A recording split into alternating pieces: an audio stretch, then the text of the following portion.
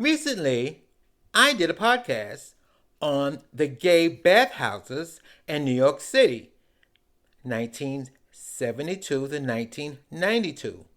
And I left out the most famous of the bathhouses. It was the Barracks on 42nd Street. Welcome to the craziness that lives inside my head.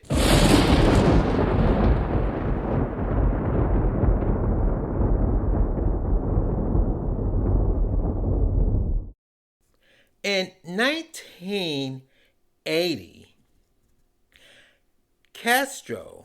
Fidel Castro of Cuba, had let Cuban refugees come to America. That was in 1980. I remember that. That was a big deal. They all came on the ships and they came in America. They were Cuban refugees. And I'm not political. I don't know what the political reason for him to just let them go. We can imagine. If you Google it, you could read all about it. But it happened in 1980. And a year later, I was hanging out in Blues. Blues is a gay bar. I consider it a hustler gay bar. But Blues is a gay bar, or was a gay bar, on 43rd Street, at the corner of 43rd and 8th Avenue. And that was one of my hangouts. And I I met a guy at the bar. I bought him a drink, and he was Cuban. He was one of these refugees. Now, he didn't speak great English, but his English was pretty good. I mean, being that he's been in the country for a year, his English was, pretty good. My Spanish was horrible. So anyway, I brought him home. At the time, I was living in Brooklyn. I brought him home. And yes, he was quite lovely, quite hairy, and quite hung. Yes, I enjoyed it. And I paid for it because when he left, I realized I had money missing. Don't ask me how they do it. These guys who love to rob, I don't know how the hell they do it. I've been robbed a lot of times in the 80s and 70s. I have no idea. They just know where to look. I guess it wasn't too obvious because in my bedroom I had a night table. So obviously, I guess he just opened up the night. I had money. I always keep money in my night table, top drawer. So when I walked him to the train station, so he go back to the city where he was staying at, and I got home. It wasn't until the next morning because that's where I kept my car fare for the train. When I went to look for my car fare for the train, the money was gone. So, okay, I paid for it. So life goes on, as they say. Life goes on. Then I got horny one night. This now was about the end of the year, 1981, towards the end.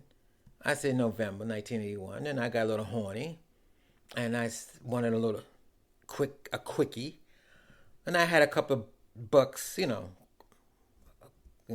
couple of dollars, couple of dollies, and I went down to 42nd Street. That's where everybody go. If you want a quickie and want some action, you go down to 42nd Street.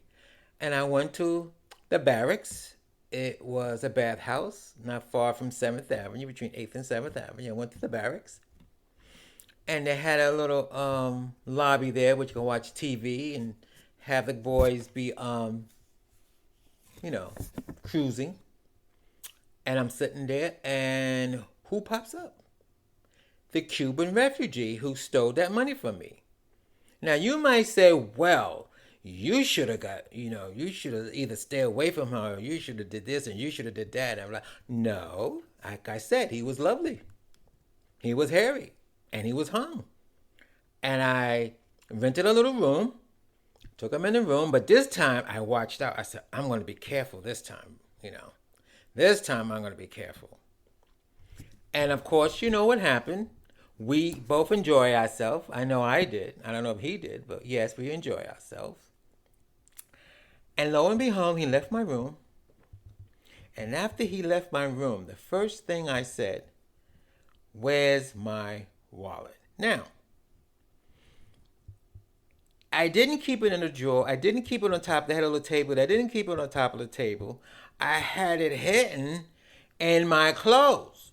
You know how you have your pants and everything. I didn't have it in my pants pocket. I put it in, and I had a little the leg part with the shoes on top of it. But when he left the room, everything looked the same. Well, he found the wallet and stole my wallet, and I'm like, how in the hell did he find that? It was like, wow.